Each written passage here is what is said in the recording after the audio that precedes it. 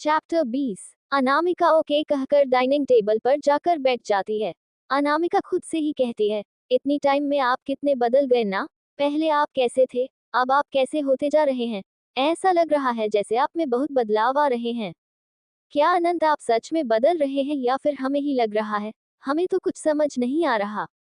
अनंत अनामिका के पीछे खड़ा हुआ उसकी बात सुन लेता है और वह खुद से ही कहता है, तुम्हें जल्दी सब कुछ समझ आएगा। अनामिका फिर अपने चेहरे पर मुस्कुराहट लाकर ब्रेकफास्ट को लेकर डाइनिंग टेबल के पास पहुंच जाता है और वह डाइनिंग टेबल पर ब्रेकफास्ट रखकर अनामिका के लिए परोसने लगता है।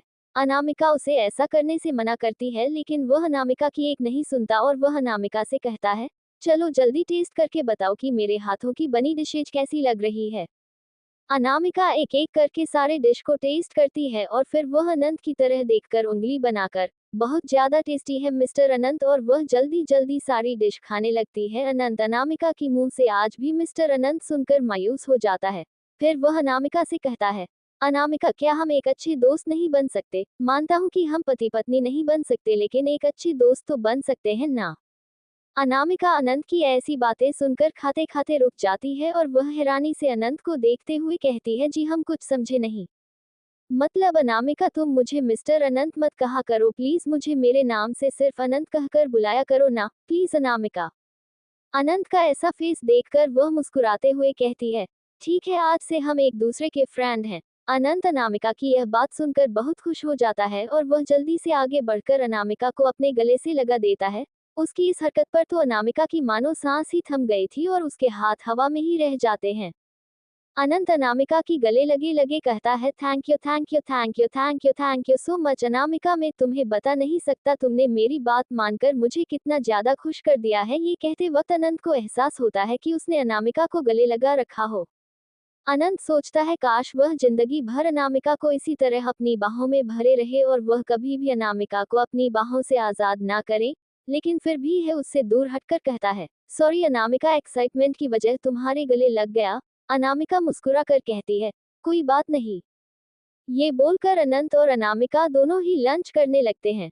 लंच करने के बाद अनंत सारे बर्तन उठाकर किचन में ले जाता है और अनामिका उसे ऐसा करते देखती रहती है और फिर वह अपने रूम में जाकर तैयार हो जाता है। अनामिका अभी तक हॉल में सोफे पर बैठी थी। अनंत सीढ़ियों से उतरकर नीचे आ रहा था। वह अपनी कोट की आस्तीन को ठीक करते हुए नीचे उतर रहा था। अनामिका को इस समय अनंत बहुत ज्यादा हैंडसम लग रहा था। वह खुद से ही कहती है, मिस्टर अनंत। ओ सॉरी अनंत, हैंडसम तो है। ये कहकर अनामिका खुद ही शॉक हो जाती है। मैं अनंत की तारीफ कर रही हूँ, ओ गॉड यह मुझे क्या हो रहा है। इतने में अनंत उसके सामने आकर खड़ा हो जाता है और अनंत अनामिका से कहता है, ठीक है मैं ऑफिस चलता हूँ, क्या मैं तुम्हें एक हक कर सकता हूँ। अनामिका ये सुनकर तो शॉक रह जाती है। अब पता नहीं अनंत कितने शौक दे रहा था दिन ब दिन, और अनामिका की हाँ ना का इंतजार किए बिना ही वह अनामिका के गले लगकर और उसके माथे पर अपनी होठों से किस करके स्माइल करता हुआ बाहर चला जाता है। और अनंत की इस हरकत से तो अनामिका की आंखें बड़ी बड़ी हो जाती हैं और अनंत अपनी गाड़ी में बैठकर अपनी की गई हरकतों पर मुस्कुरा रहा था और वह खुद ही कहता है, देखना अनामिका मैं तुम्हें जल्द ही यह फील करा कर रहूंगा कि मैं तुमसे बहुत ज्यादा प्यार करने लगा हूँ। ये बोलकर वह अपनी कार को स्टार्ट करके अपनी ऑफिस की तरफ निकल जाता है। थोड़ी देर बाद अनामिका को भी होश आता है और वह भी अपने रूम में जाकर अपने काम में लग जाती है। अब ऐसे ही समय बीत रहा था। अनंत और अनामिका के बीच अब नजदीकियां बढ़ने लगी थी। अब अनंत अनामिका के लिए ना जाने क्या क्या करता रहता था। अनामिका के लिए ऑफिस से लौटते हुए चॉकलेट लेकर आता था। अनामिका को चॉकलेट बहुत ज्यादा पसंद थी। अनंत अब अनामिका के साथ बहुत सारा टाइम स्पेंड करने लगा था। अनंत अब कई बार अनामिका के साथ पार्क घूमने भी जाता था। अनंत अनामिका से बहुत सारी बातें करता था, लेकिन अनंत से अनामिका अब भी कम ही बातें करती थी। अनंत जब भी अनामिका के लाइफ के बारे में कुछ मालूम करता था, तो अनामिका उसे अपने बारे में कुछ ज्यादा नहीं बताती। आखिर अनामिका बताती भी तो उसे क्या बताती, इसे तो अपनी जिंदगी के उतार चढ़ाव के बारे में खुद भी मालूम नहीं था कि कब कौन सा उतार चढ़ाव उसके जिंदगी में दस्तक दी। लेकिन अनंत तो भी खुश था कि कम से कम वह उससे बात तो करती है। अनंत को लगने लगा था कि एक दिन अनामिका भी उससे प्यार करने लगेगी और उनकी एक हैप्पी फैमिली होगी। लेकिन अनंत आने वाले खतरे से अनजान था जो उसकी जिंदगी में दस्तक दे चुका था। चैप्टर 21। एक दिन अनंत अनामिका को बुलाने उसके रूम में गया। अनंत ने रूम में जाकर देखा, रूम में कोई नहीं था। अनंत जाने के लिए मुड़ गया, लेकिन तभी बाथरूम का दरवाजा खुला। अनंत का ध्यान तुरंत बाथरूम के दरवाजे की तरफ गया। अनंत ने देखा, अनामिका बाथरूम से निकल कर आ रही थी। उसके बाल गीले थे, जिनमें से पानी टपक रहा था। उसने पिंक कलर की साड़ी पहनी थी, उसमें उसकी कमर साफ छलक रही थी। अनामिका के होठों पर भी कुछ पानी की बूंदें थी। अनंत तो बस अनामिका को देखता ही रह गया। अनंत का गला सूखने लगा। अनंत के रूम में होने से बेखबर अनामिका अपने बालों को झटकते हुए रूम में आ रही थी, और उसकी इस अदा पर अनंत की सांसें हटकती जा रही थी। अनामिका जाकर ड्रेसिंग टेबल पर बैठ जाती है और अपना मेकअप करने लगती है। दुनिया और जहां से बेखबर अनंत चलता हुआ अनामिका के करीब आ जाता है। अनामिका अपनी मांग में सिंदूर लगा रही थी। अनंत उसके हाथ से सिंदूर की डिब्बी ले लेता है। अनामिका एकदम से चौंक जाती है। वह अपना सिर उठाकर देखती है तो अनंत खड़ा था। अनामिका कुछ बोलने वाली होती है कि अनंत उसके होठों पर अपनी उंगली रख देता है और कहता है, क्या एक पति अपनी पत्नी की मांग में सिंदूर भर सकता है? अनामिका उसकी बात सुनकर आंखें बड़ी बड़ी करके उसकी तरफ देखती है और अनंत थोड़ा सा सिंदूर निकालकर अनामिका की मांग में भर देता है और वह अनामिका के कंधों से पकड़कर उसे खड़ा करता है और उसका चेहरा भी अपनी तरफ कर लेता है। फिर वह थोड़ा सा और सिंदूर निकालकर उसकी मांग में लगा देता है। अनामिका अनंत को कुछ भी नहीं कहती है। अनंत अनामिका को देखकर कहता है, इतना तो हक तो मैं तुम पर रखता हूं ना अनामिका पर। अनामिका उसे कोई जवाब नहीं दे पाती और बस खाली आंखों से उसे देखती रहती है। अनंत उसे ऐसे अपनी तरफ देखता पाकर हंसते हुए कहता है, आई नो, मैं जानता हूँ कि मैं बहुत ज्यादा हैंडसम हूँ, पर तुम मुझे ऐसे घूरती रहोगी तो मुझे शर्म आ जाएगी ना। अरे यार, लड़कों को भी शर्म आती है, मत देखो मुझे इतना। अनामिका को ना जाने उसके जॉब पर बिल्कुल हंसी नहीं आती और वह अनंत से कहती है, अनंत आप बाहर जाए, हम तैयार होकर आते हैं। अनंत समझ जाता है कि अनामिका अब उससे बात नहीं करना चाहती, इसलिए वह बिना कुछ कहे वहां से चला जाता है। अनंत जब रूम से बाहर आ जाता है तो उसका मन ये सोच सोच कर बहुत बेचैन हो रहा था कि अनामिका आज तक उसे अपने पति के रूप में एक्सेप्ट नहीं कर पाई है। अनंत खुद से ही कहता है, क्या कभी वह दिन आएगा जब वह मुझसे प्यार करेगी? कहीं ऐसा तो नहीं कि मैं उसके लायक ही ना बचा हूं? ये सोचकर उसकी आंखों में आंसू आ जाते हैं और वह उन्हें पहुंचकर सोफे पर जाकर बैठ जाता है। कुछ टाइम के बाद अनंत को किसी का कॉल आता है। अनंत अपनी पेंट की जेब से अपना फोन निकाल कर देखता है, तो वह कॉल किसी और का नहीं बल्कि रिया का होता है। रिया का कॉल देखकर अनंत को बहुत ज्यादा गुस्सा आ जाता है। उसका मन करता है कि अगर सामने रिया हो तो भी उसकी गर्दन ही दबा दे। कहीं ना कहीं आज अनंत अपने आप को अनामिका के काबिल नहीं समझ रहा था, तो उसका कारण कहीं ना कहीं रिया ही तो थी। अनंत को अब रिया के नाम से ही बहुत गुस्सा आने लगा था। कुछ वक्त से तो वह रिया के बारे में बिल्कुल ही भूल चुका था, लेकिन आज फिर से रिया की कॉल उसके फोन पर आ गई। अनंत अपने मन में सोचता है, लगता है इस लड़की को अभी तक अच्छे से सजा नहीं मिली, तो इसलिए इसकी हिम्मत बहुत बढ़ रही है। अनंत गुस्से में फोन को उठाकर अपने कान पर लगाता है और गुस्से में कैसा है, हेलो, क्या कहना है बोलो। अनंत को गुस्से में बोलता देख दूसरी साइड से बोल रहा है इंसान थोड़ा डर कर कहता है, सॉरी सर, लेकिन आपके वाइफ बहुत ज्यादा खतरे में है। आपको आकर उनसे मिलने ना चाहिए। आपके होने वाले बच्चे का सवाल है। आपकी वाइफ अचानक से बेहोश हो चुकी हैं और वह इस समय प्रेग्नेंट है, तो प्लीज आप आकर उनसे मिल लीजिए। आपको इस समय अपनी वाइफ के साथ रहना चाहिए। वह प्रेग्नेंट है और आपने उन्हें अकेला छोड़ रखा है। दूसरी साइड से बोल रहे शख्स की बात सुनकर अनंत हैरान रह जाता है, क्योंकि अनामिका तो रूम में थी, तो वह आदमी आखिर किसकी बात कर रहा था। चैप्टर 22। उस शख्स की बात सुनकर अनंत बहुत ज्यादा हैरान और परेशान हो जाता है। इस समय उसके दिमाग में कुछ नहीं चल रहा था, वह सोच सोच कर पागल होने को तैयार था। आखिर दूसरी साइड से वह शख्स बोल क्या रहा था। अनंत को इस समय उसकी कोई भी बात समझ नहीं आ रही थी। अनंत को ना बोलता देख दूसरी तरफ खड़ा शख्स कहता है, सर प्लीज आप जल्दी आ जाएगा। ये बोलकर वह शख्स फोन कट कर देता है। तभी सीढ़ियों पर से उतरकर अनामिका आ रही होती है। अनामिका देखती है कि अनंत कान पर फोन लगाए गुमसुम सा खड़ा है। वह जब उसे ऐसा खड़ा देखती है तो हैरान होकर उसके पास चली जाती है और धीरे से कहती है, क्या हुआ आपको? आप ऐसे क्यों खड़े हो? अनंत को कुछ सुनाई नहीं दे रहा था। जब अनामिका उसे अपने हाथ से खिलाती है तब जाकर अनंत को होश आता है। अनंत एकदम से हड़बड़ा करके कहता है, नहीं, यह नहीं हो सकता, जो मैं सोच रहा हूँ बिल्कुल नहीं हो सकता। मैं इतनी बड़ी गलती नहीं कर सकता। मैं अपने सुधर गए रिश्ते को फिर से नहीं बिगाड़ सकता। अपने रिश्तों के बीच किसी को नहीं आने दूंगा। अनामिका जब उसकी ऐसी पागलों वाली हरकत देखती है तो अनामिका उसे बुरी तरह हिलाती है और कहती है, अनंत आपको क्या हो गया है, आप क्या कर रहे हैं? कौन सा बिगड़ा हुआ रिश्ता, क्या बोल रहे हैं आप? मुझे तो कुछ समझ नहीं आ रहा। क्या रिश्ता, क्या अगर वगैरह क्या है? जब अनंत देखता है कि उसके सामने अनामिका खड़ी है, तू ना जाने क्यों अनंत को ऐसा लगता है कि अनामिका उससे दूर हो जाएगी।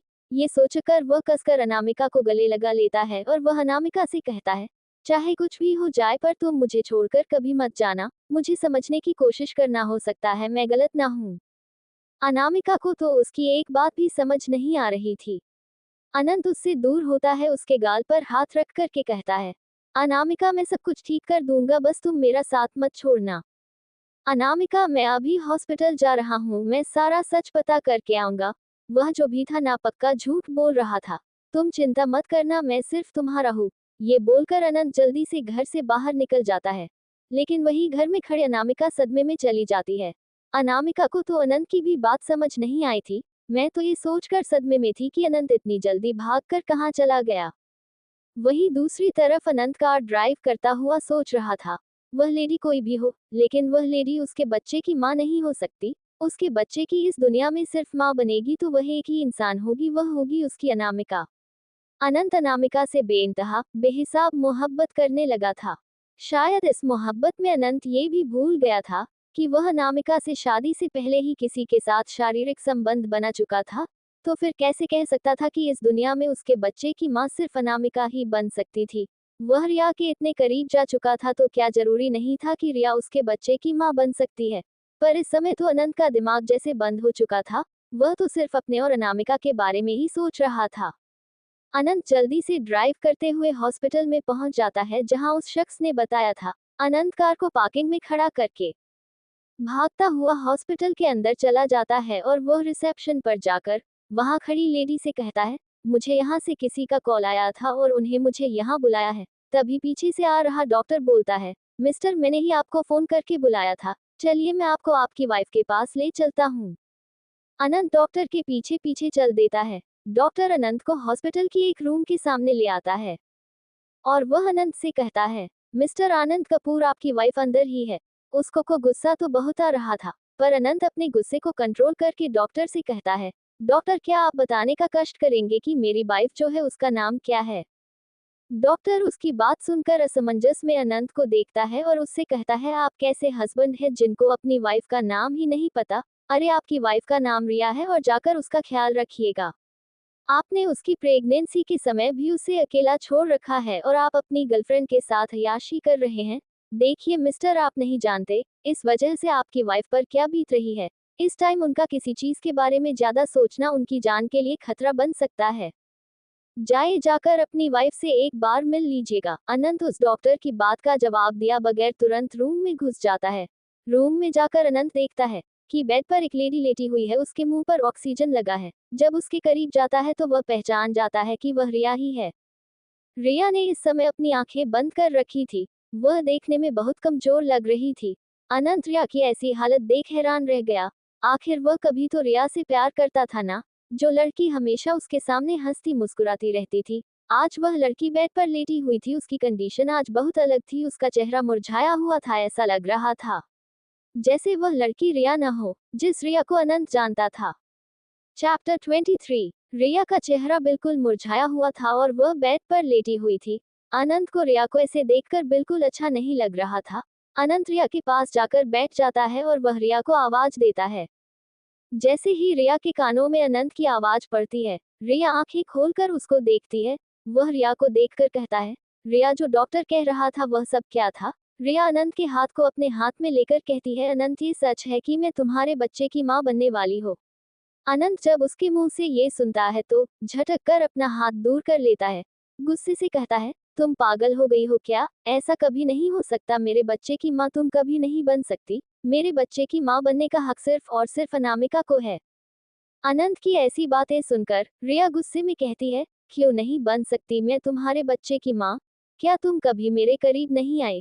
कि क्या तुमने मेरे साथ फिजिकल रिलेशनशिप नहीं बनाए? बोलो ना, जवाब दो मेरी बातों का। अगर यह सब झूठ है तो तुम कह भी सकते हो मैं तुम्हारे बच्चे की माँ नहीं बन सकती। परंतु ये तो तुम भी जानते हो कि तुम मेरे साथ फिजिकल रिलेशनशिप बना चुके हो, तो फिर तुम किस हक से कह रहे हो कि यह बच्चा तुम्हारा नहीं है? अनंत, ये तुम्हारा बच्चा है और मुझे और इस बच्चे को अपना हक चाहिए। मैं जानती हूँ अब तुम मुझसे प्यार नहीं करते, अनामिका से प्यार करने लगे हो, लेकिन तुम्हारे अनामिका के बीच कोई पति पत्नी वाला रिश्ता नहीं है, और कुछ दिनों में तुम्हारी शादी के दिन भी पूरे होने वाले हैं, तो मुझे और इस बच्चे को अपना हक चाहिए। अनंत रिया की बात पर गुस्से से चिल्लाते हुए कहता है, कौन सा हक चाहिए तुम्हें? तुमने अपनी मासूमियत से मुझे धोखा दिया था, तुम्हें कोई हक नहीं मिलेगा। रिया अनंत की बात पर हंसते हुए कहती है, मुझे तुम्हारी पत्नी होने का हक चाहिए। धोखा मैंने ही नहीं दिया अनंत, साथ में तुमने भी मुझे धोखा दिया है। तुम तो बड़ी दावे करते थे कि तुम मुझसे सच्चा प्यार करते हो, बट तुम मुझसे सच्चा प्यार तो दूर की बात। जैसी तुम्हारी जिंदगी में अनामिका आई, तुमने मुझे एक कोने में कर दिया।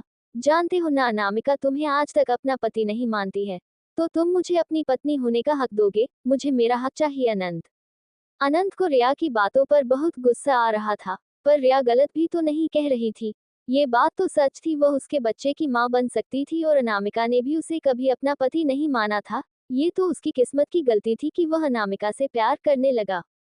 अनंत रिया के पास जाकर उससे कहता है, अगर यह बच्चा मेरा हुआ तो मैं इसे अपनाने के लिए तैयार हूँ, लेकिन मैं तुम्हें अपनी पत्नी होने का हक कभी नहीं दूंगा। ठीक है अनंत, मुझे पत्नी होने का हक नहीं दोगे कोई बात नहीं, लेकिन जब तक मेरा बच्चा पैदा नहीं हो जाता तब तक तुम्हें मेरी जिम्मेदारी लेनी होगी। ठीक है, मैं तुम्हारी जिम्मेदारी लेने के लिए तैयार हूँ। मैं 2-4 दिन में डिस्चार्ज हो जाऊंगी। ठीक है, तुम मेरे साथ मेरे घर चलना, अनंत रिया से कहता है। रिया के चेहरे पर एक टेढ़ी स्माइल होती है, जो शायद अनंत नहीं देख पा रहा था। वहीं दूसरी तरफ अनंत का दिल टूटता जा रहा था। अनंत रिया से बात कर कर हॉस्पिटल से अपने घर की तरफ चल देता है। अनंत अपनी और अनामिका की रिश्ते को दूर होता महसूस कर रहा था। अनंत अपने आप से ही कहता है, हमारी शादी खत्म होने में सिर्फ 1 महीना बचा है। क्या सच में मैं तुम्हें उसके बाद खो दूंगा अनामिका? क्या तुम्हें कभी मुझसे जरा सा भी प्यार नहीं हुआ? ये बोलते समय अनंत की आंखों में नमी आ गई। कहते हैं खुदा हर किसी की करनी की सजा देता है। क्या अनंत को भी उसकी करनी की सजा मिल रही थी? अनंत कार ड्राइव करके घर पहुंच जाता है और बिना अनामिका को देखे सीधा अपने रूम में चला जाता है। अनामिका वही हॉल में सोफे पर बैठी थी। अनामिका को अनंत बहुत ज्यादा बदला हुआ लग रहा था, पर अनामिका उसको कुछ नहीं कहती, बस उसको देखती रहती है। ऐसे ही दिन बीतने लगे थे। अनंत और अनामिका के बीच जो नजदीकी आई थी वह फिर से दूरियों में बदलने लगी थी। अब अनंत फिर से अनामिका से दूर होने लगा था। अनामिका इस बात को महसूस कर रही थी, पर वह फिर भी कुछ नहीं कहती थी। दिन बीतने के साथ साथ एक दिन अनामिका को एक लड़की का फोन आता है। वह लड़की अनामिका को अपनी शादी में इनवाइट करती है। अनामिका ने इस लड़की की शादी के लिए उसका शादी का जोड़ा तैयार किया था, इसलिए वह लड़की अनामिका को अपनी शादी में इनवाइट करती है। अनामिका उसे शादी में आने के लिए हाँ कर देती है। चैप्टर 24। दिन बीतने के साथ साथ एक दिन अनामिका को एक लड़की का फोन आता है।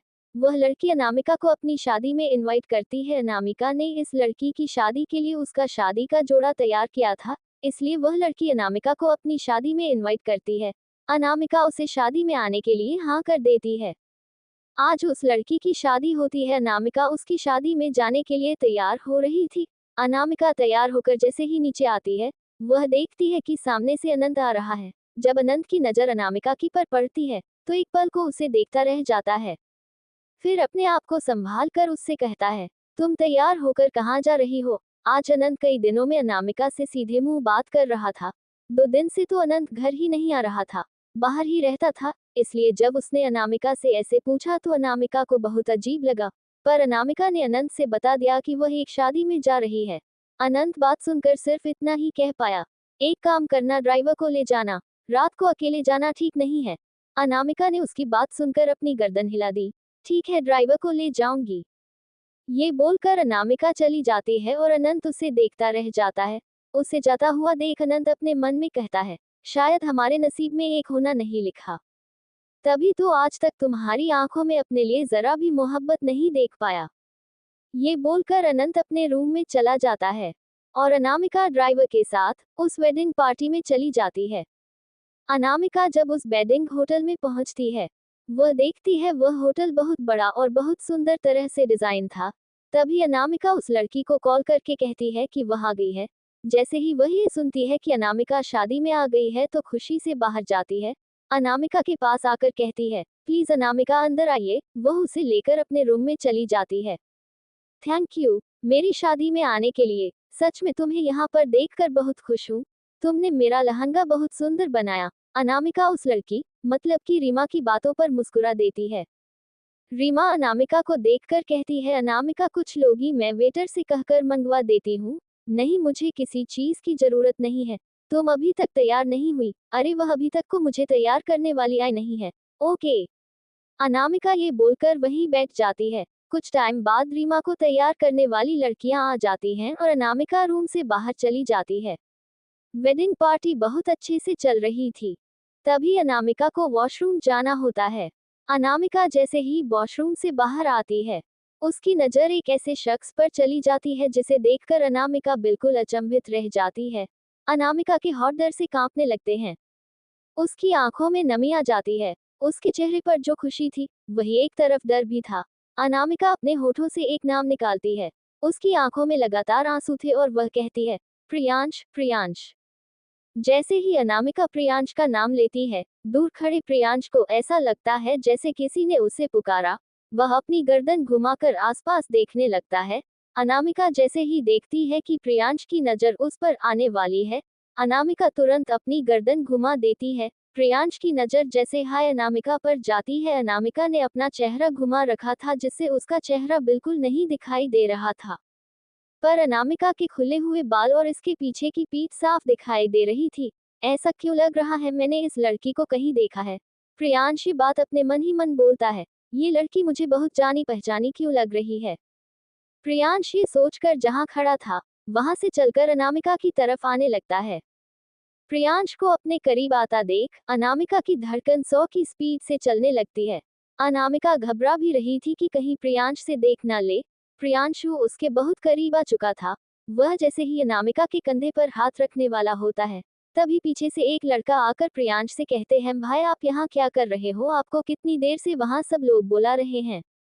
जल्दी चलिए भाई, बुआ जी आपका इंतजार कर रही है। ठीक है समीर चल। ये बोलकर प्रियांश समीर के साथ चला जाता है, पर वह पीछे मुड़कर फिर से देख रहा था। ये लड़का जो प्रियांश को बुलाने आया था, ये और कोई नहीं प्रियांश का चचेरा भाई समीर था। अनामिका प्रियांश के जाने के बाद खुद से कहती है, प्रियांश यहाँ पर क्या कर रहे हैं। समीर बोल रहा था बुआ जी बुला रही है। तभी अनामिका के दिमाग में कुछ खटकता है। गुड मतलब रिमा प्रियांश की बुआ की बेटी है। मैं प्रियांश की बुआ के घर पर हूँ। ओनो यहाँ पर सब लोग आए होंगे, मुझे जल्द से जल्द यहाँ से निकलना होगा। ये बोलकर अनामिका वहाँ से निकलने लगती और वह होटल से बाहर आ जाती है। तभी प्रियांश के फोन पर किसी का कॉल आती है। आवाज साफ ना आने की वजह से प्रियांश बाहर गार्डन एरिया में आ जाता है। अनामिका भी वहीं से निकल रही थी। अनामिका जल्दी से अपने ड्राइवर को कॉल करती है और वही गाड़ी लाने को बोलती है। उसका ड्राइवर गाड़ी ले आता है। अनामिका गाड़ी में बैठ जाती है और अपने ड्राइवर से बोलती है, भैया जल्दी से घर ले चलो। ड्राइवर गाड़ी स्टार्ट कर देता है। तभी बात कर राजे प्रियांश की नजर गाड़ी के मिरर पर जाती है। प्रियांश कार में अनामिका को देखकर हैरान रह जाता है। चैप्टर 25। प्रियांश अपने मन में ही कहता है, ये तो अनु है, मेरी अनु, मुझे उसे रोकना होगा। मैं फिर से उसे अपनी जिंदगी से दूर नहीं भेज सकता। ये सोचकर जैसे ही प्रियांश कार के पास जाने को होता है, ड्राइवर कार स्टार्ट करके चल देता है। वही प्रियांश कार को रोकने के लिए उसके पीछे भागता है, पर प्रियांश इतने कार तक पहुंच पाता उससे पहले ही कार बहुत दूर जा चुकी थी। वह कार को दूर जाता देख खुद से ही कहता है, नहीं अब मैं अनु को अपने से और दूर नहीं होने दूंगा। नहीं अनु, अब तुम मुझसे और दूर नहीं रहूंगी। अब तुमसे अपने हर सवाल का जवाब लेना चाहता हूँ। आखिर क्यों गई तुम मुझे अकेला छोड़कर। ये तो पता चल चुका है कि तुम इस शहर में हो, मैं तुम्हें खुद ही ढूंढ लूंगा। आखिर तुम हो कहाँ पर। बहुत दूर भाग ली हो तुम मुझसे, लेकिन अब और नहीं। मैं तुमसे बस ने हर सवाल का जवाब भी चाहता हूँ। तुम्हें अपनी जिंदगी में वापस लाना चाहता हो, क्योंकि मैं तुम्हारे बिना नहीं रह सकता। ये सब बोलते वक्त प्रियांश की आंखों में बेतहाशा आंसू थे। बहुत रो रहा था प्रियांश। उसकी बचपन की मोहब्बत थी उसकी अनु, उसकी बचपन की टाइगर थी उसकी अनु। दूसरी तरफ अनंत को किसी का कॉल आता है। अनंत देखता है कॉल रिया का है तो अनंत कॉल को रिसीव कर लेता है। गुस्से में कहता है, अब क्या परेशानी आ गई तुम्हें, अब क्यों कॉल कर रही हो बार बार।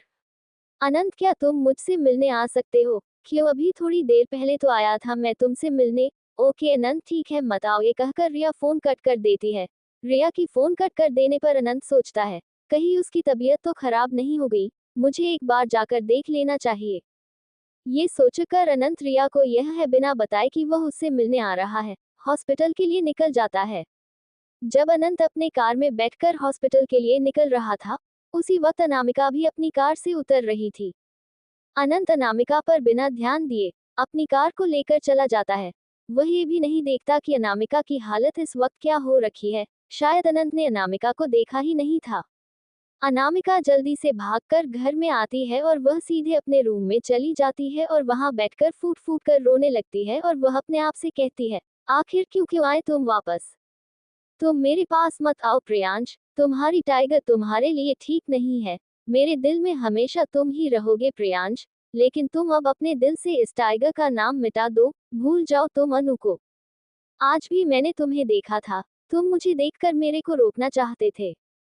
दूर चले जाओ प्रियांश मुझसे, वरना तुम्हारे अपने ही तुम्हें मार देंगे। जिन लोगों पर तुम आंख मीच कर भरोसा करते हो वे लोग तुम्हारे भरोसे के काबिल नहीं है। हम दोनों की जुदा होने की वजह सिर्फ वही लोग हैं।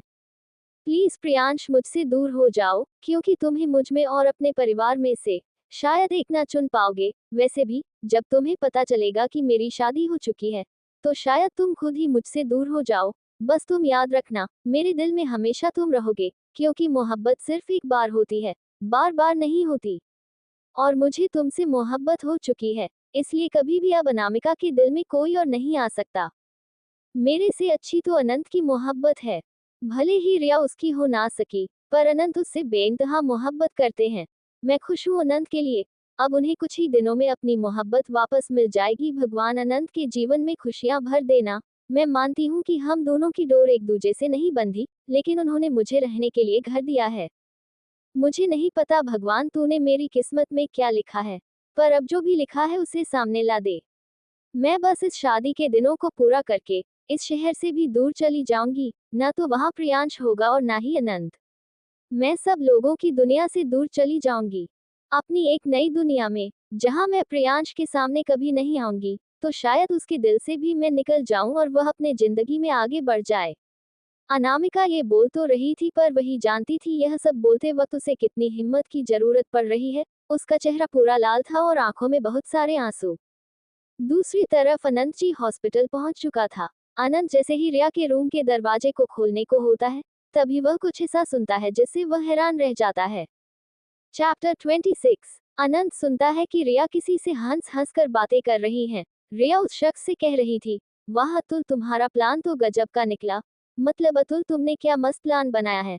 मैं तो पहले सोच रही थी कि इस बच्चे को मार देती हूँ, लेकिन तुमने मुझसे कहा कि इस बच्चे को तो हम अनंत के खिलाफ यूज कर सकते हैं। मतलब उसको तो पता भी नहीं है कि जिसे वह अपना बच्चा समझ रहा है, असल में वह उसका बच्चा है ही नहीं। असल में तो अतुल वह तो तुम्हारा बच्चा है। रिया की बात सुनकर अतुल रिया से कहता है, सही कह रही हो तुम, इस बच्चे से हमें बहुत फायदा हुआ है। अब तुम उस अनामिका की जगह ले सकोगी, बहुत आसानी से। अब अनंत भी कैसे ना सोचे कि यह बच्चा उसका नहीं है, आखिर वह भी तो तुम्हारे करीब आ चुका है। अब जब वह तुम्हारे करीब आया है, तो उसे उसकी सजा भी तो मिलेगी, और उसकी सजा होगी उसके प्यार से दूरी। रिया और अतुल दोनों एक साथ बोलते हैं, मतलब कि अनामिका से दूरी। यह बोलकर वह दोनों हंसने लगते हैं। अतुल और रिया हंसी रहे थे कि इतने में तेजी से दरवाजा खुलता है और रिया और अतुल हंसते हंसते दरवाजे की तरफ देखते हैं। वह दोनों देखते ही हैरान रह जाते हैं, क्योंकि सामने गुस्से से तिल मिलाया हुआ अनंत खड़ा था। अनंत को देखकर रिया की तो सांसें अटक गई। रिया अच्छे से जान गई थी, पहले अनंत ने उसे माफ कर दिया, लेकिन शायद अब ना करें। ये सोचकर रिया के पूरे माथे पर पसीना आ गया और अटकती हुई बोली, अनंत तुम यहाँ पर क्या कर रहे हो, तुम तो मना कर रहे थे ना आने के लिए। रिया की ऐसी बात सुनकर अनंत को गुस्सा तो बहुत आ रहा था, लेकिन फिर भी वह मुस्कुराते हुए कहता है, ओ कॉमन रिया, अब तो कम से कम नाटक करना बंद करो। अब तो मैंने सब कुछ अपने कानों से साफ साफ सुन लिया है। ये बोलकर अनंत रिया के पास आता है और रिया की गर्दन को अपने हाथों से पकड़ लेता है और गुस्से में कहता है, आखिर क्यों क्यों कर रही थी तुम ऐसा। अनामिका तो शायद अभी तक मुझे अपना पति भी नहीं मान पाई। तुम हो कि हम दोनों के बीच में दरार डालना चाहती हो। एक बात कान खोल कर सुन लो रिया, मेरे दिल में हमेशा अनामिका रहेगी।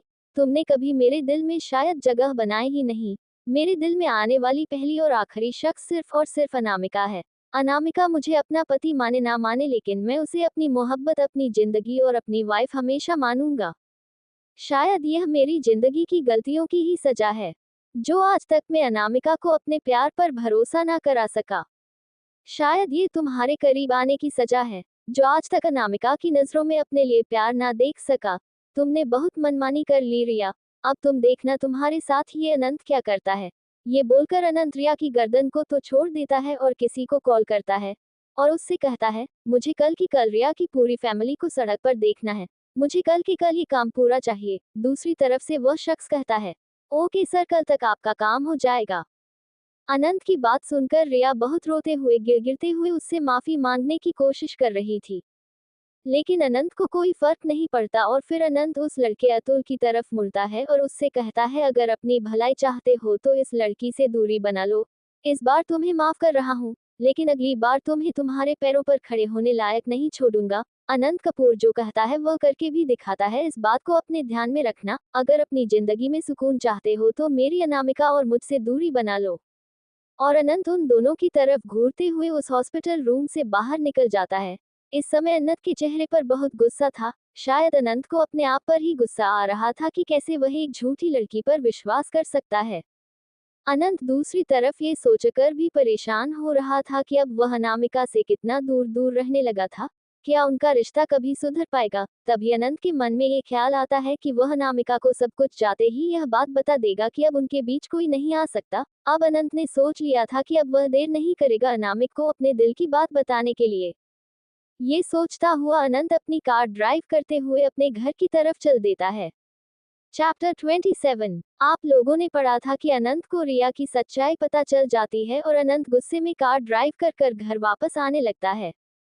आगे अनंत कार ड्राइव करते हुए बस यही सोच रहा था कि आखिर वह घर जाकर अनामिका से क्या कहेगा। कुछ टाइम बाद अनंत घर पहुंच जाता है और वह पूरे घर में अनामिका को देखता है। अनंत सोचता है शायद जहां गई थी वहां से अभी तक वापस नहीं आई।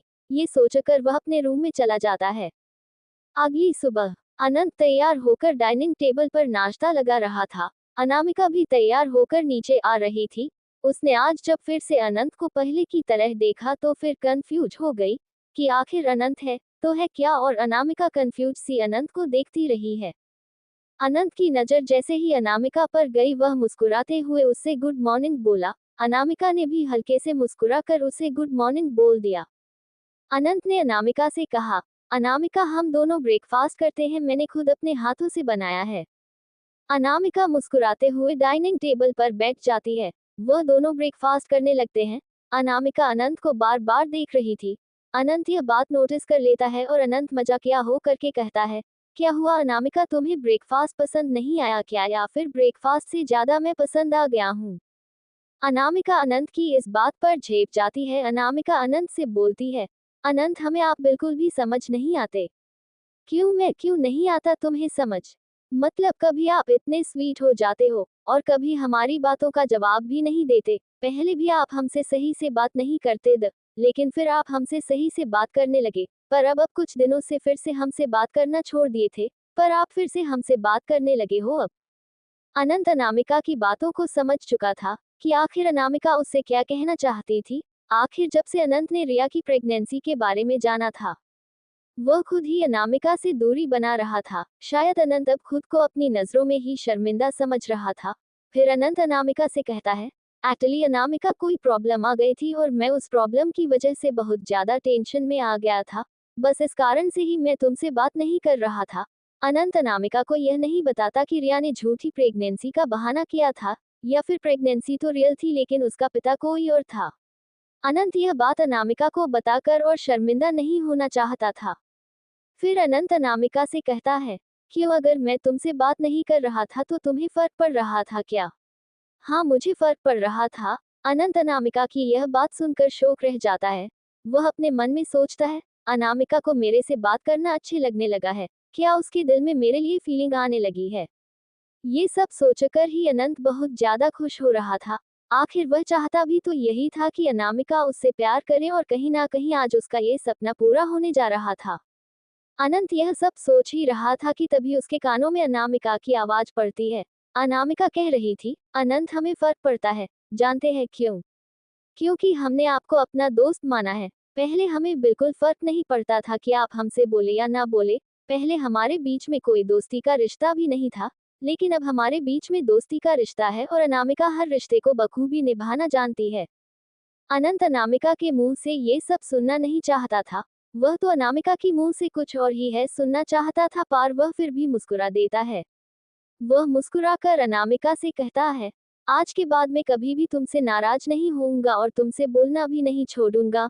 मेरे लिए यही बहुत खुशी की बात है कि तुमने मुझे दिल से अपना दोस्त मान लिया। अनंत का भी इस दुनिया में कहीं ना कहीं कोई नहीं था, लेकिन अब उसकी जिंदगी में एक सच्ची दोस्त आ चुकी थी।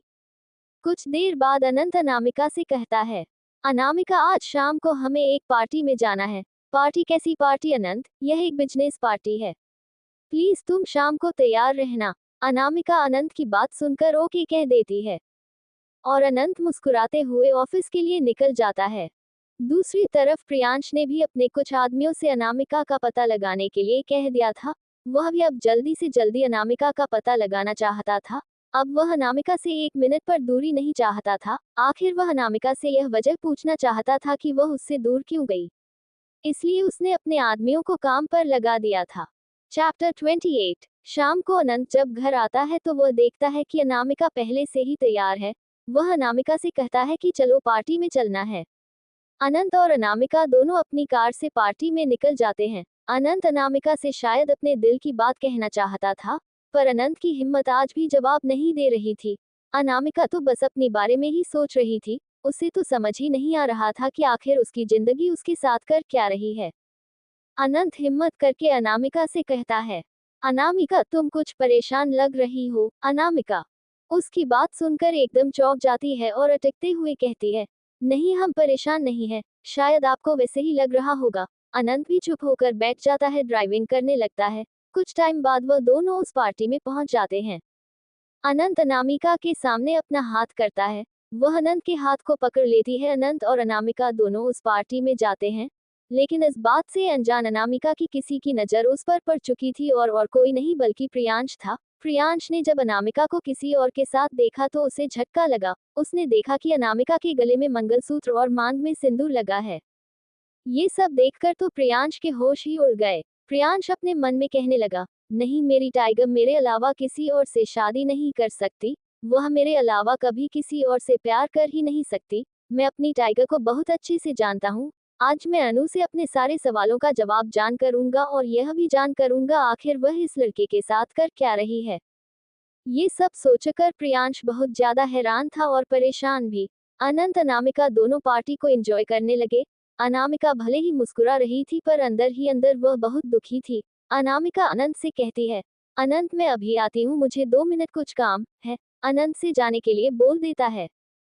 ठीक है जल्दी आना। अनामिका उसे अपनी पलकें झुकाकर हाँ का इशारा कर देती है और वह वहां से बाहर गार्डन एरिया की ओर चली जाती है।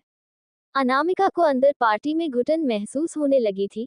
अनामिका को यह नहीं पता था जिससे वह दूर भाग रही थी वह उसके पास आ चुका था। अनामिका अपने ख्यालों में गुम थी। तभी किसी ने अनामिका के हाथ को पकड़ लिया। अनामिका को जब यह महसूस हुआ उसने तुरंत पलट कर देखा। जैसे ही उसने वहां प्रियांश को देखा उसके होश उड़ गए। वह एकदम से जाने लगी को तभी प्रियांश ने उसका हाथ और तेजी से पकड़ लिया और प्रियांश भरे हुए गले से बोला, अनामिका आज मुझे तुम सारा सच बताओगी, आखिर क्यों गई थी तुम मेरी जिंदगी से? और यह सब क्या है? तुम्हारी गले में मंगलसूत्र, मांग में सिंदूर क्या कर रहा है? अनामिका आज मुझे अपने सारे सवालों का जवाब चाहिए। आज मैं तुम्हें भागने नहीं दूंगा। आज तुम दूर नहीं जा सकती मुझसे। सच बताओ अनामिका, क्या तुम मुझसे प्यार करती थी या फिर सिर्फ दिखावा करती थी? सबसे पहले तो ये बताओ क्यों गई थी तुम मुझे छोड़कर? अनामिका ये सुनकर रोने लगती है। अनामिका रोते रोते कहती है, प्लीज प्रियांश मेरी जिंदगी से चले जाओ, मैं तुम्हारी जिंदगी में नहीं आना चाहती। प्रियांश उसकी यह बात सुनकर गुस्से में आ जाता है। आज मुझे मेरे सारे सवालों का जवाब दो अनामिका, क्यों मुझे बिना बताए तुम मुझे छोड़कर चली आई थी? बोलो ना, जवाब दूं। तुम सुन नहीं चाहते हो ना तो सुनो, मैं तुम्हें क्यों छोड़ कर आई थी? अरे जिससे तुम सबसे ज्यादा प्यार करते हो ना, उन्होंने लोगों ने ही मुझे तुमसे दूर किया था। जानती हूँ तुम्हें मुझ पर विश्वास नहीं होगा, क्योंकि जितना तुम प्यार मुझसे करते हो उतना ही प्यार तुम अपनी फैमिली से करते हो। शायद तुम अपनी फैमिली के बारे में भी किसी से बुरा नहीं सुन सकते, लेकिन सच यही है, मेरा तुमसे दूर होने का कारण तुम्हारी बड़ी माँ है। तुम क्या कर रही हो? तुम्हें कुछ होश है? बड़ी माँ तो हम दोनों की रिश्ता करवाना चाहती थी ना? वह तो सबसे ज्यादा खुश थी हम दोनों की शादी से। अनामिका उसकी बात सुनकर हंसते हुए कहती है, तुम्हें पता है तुम्हारी बड़ी माँ मुझसे तुम्हारी शादी नहीं कराना चाहती थी। वे हमेशा से तुम्हारी शादी अपने भाई की बेटी से कराना चाहती थी, मतलब उस रुचिका से। नहीं अनामिका, ऐसा नहीं हो सकता। बड़ी माँ ऐसा नहीं कर सकती मेरे साथ। जानती थी मैं नहीं करोगे तो मुझ पर विश्वास, लेकिन यही सच है कि अगर मैं तुम्हें छोड़कर ना जाती तो शायद वह तुम्हारी प्रॉपर्टी के लिए तुम्हें ही मार देती। उन्हें तो कुछ भी करके सिर्फ तुम्हारी प्रॉपर्टी चाहिए थी। मैं तुमसे बहुत प्यार करती थी और आज भी करती हूँ, लेकिन हालातों ने हमें दूर कर दिया। मोहब्बत करती थी मैं तुमसे सच्ची और आज भी करती हूँ। तुम्हारे अलावा मेरे दिल में कोई नहीं आ सकता और ना कभी आया है और ना कभी आएगा। प्रियांश अनामिका की बातें सुनकर अनामिका को अपने गले से लगा लेता है। रोते हुए कहता है, तुम्हें ऐसा लगता था कि तुम मुझसे बताओगी तो मैं तुम्हारी बातों पर विश्वास नहीं करूंगा। मानता हूँ मैं अपनी बड़ी माँ से बहुत प्यार करता हूँ, लेकिन अनामिका मुझे भी उन पर शक होने लगा था कुछ टाइम से। अनामिका, मैं तुम्हें अपने आप से दूर नहीं करना चाहता, मैं हमेशा तुम्हें अपने पास रखना चाहता हूँ। प्लीज अनु, अब मुझे कभी छोड़कर मत जाना। उसका ध्यान तभी अनामिका की मंगलसूत्र पर ज्यादा है। प्रियांश अनामिका से पूछता है कि उसके गले में यह मंगलसूत्र क्या कह रहा है। चैप्टर 29। उसका ध्यान तभी अनामिका की मंगलसूत्र पर ज्यादा है। प्रियांश अनामिका से पूछता है कि उसके गले में यह मंगलसूत्र क्या कह रहा है।